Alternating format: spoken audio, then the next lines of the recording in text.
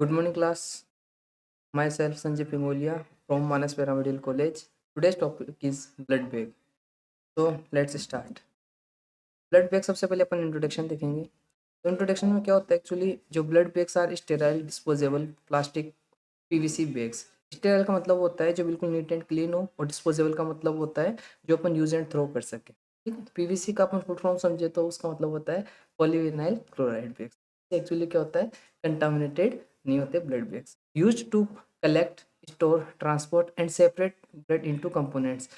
जो blood bags होते हैं इसमें अपन ब्लड को कलेक्ट कर सकते हैं, स्टोर कर सकते हैं, एक जगह से दूसरी जगह ट्रांसपोर्ट कर सकते हैं एंड अलग अलग ब्लड कंपोनेंट्स में सेपरेट कर सकते हैं। नेक्स्ट है they are prefilled with anticoagulant preservative solution. इसका मतलब ये है कि जो अपना ब्लड बैग है इसमें पहले से एंटीकोगुलेंट प्रेजेंट होता है जो आपके ब्लड क्लॉट से प्रिवेंट करता है। ओके, नेक्स्ट आते हैं अपन टाइप्स ऑफ ब्लड बैग्स पे।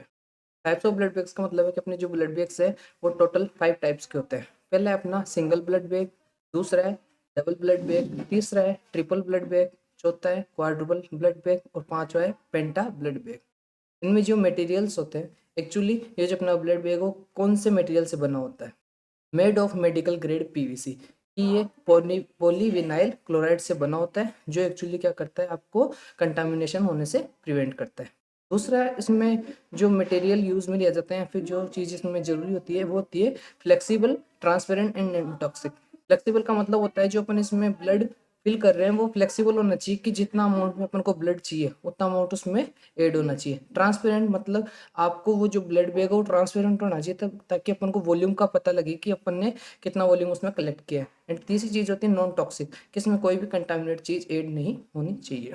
थर्ड चीज़ है स्टेरिलाइज्ड। स्टेरिलाइज्ड का मतलब होता है कि इसमें स्टेरिलिटी फुल होनी चाहिए जो कि यूजुअली बाय स्टीम और गामा रेडिएशन। इसको स्टेलाइज्ड अपन किससे कर सकते हैं, स्टीम। स्टीम का मतलब होता है जो भाप आप जानते हो और गामा रेडिएशन।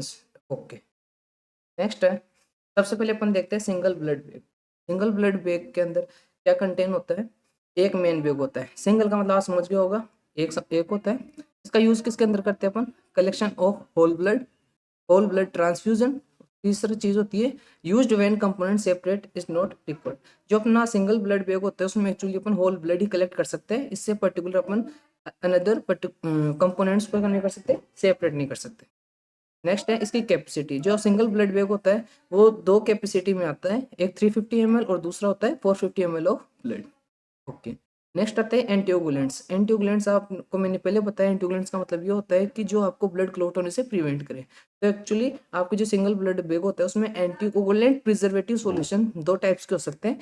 एक हो सकता है आपका सीपीडी और दूसरा होता है सीपीडीए।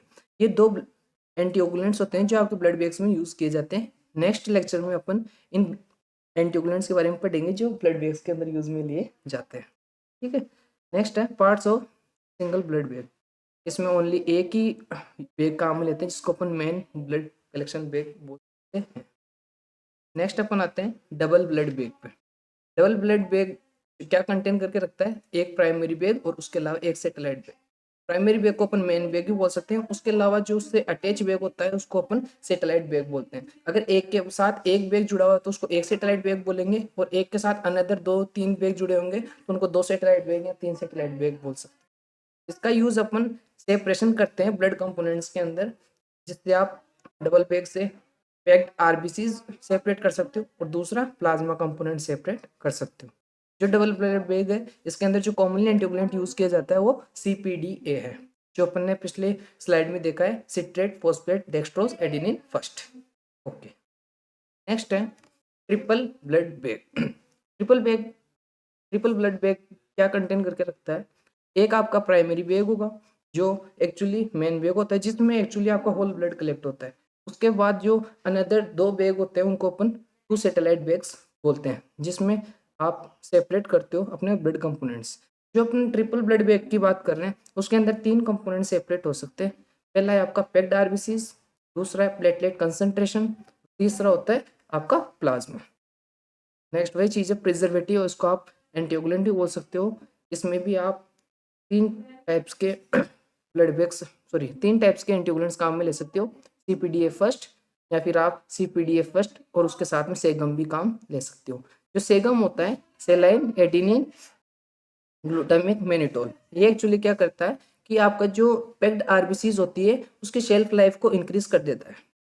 ओके, नेक्स्ट आते हैं अपन क्वाड्रुपल ब्लड बैग। क्वाड्रुपल का मतलब समझ गए होंगे, 4 होता है, ठीक है।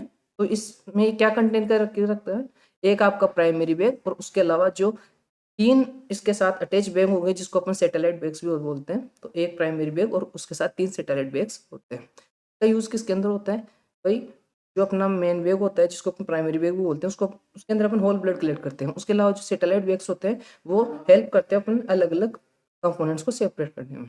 जिसमें फर्स्ट आता है आपका पैक्ड आरबीसी, दूसरा प्लेटलेट्स, तीसरा प्लाज्मा और चौथा क्रायोप्रेसिपिटेट।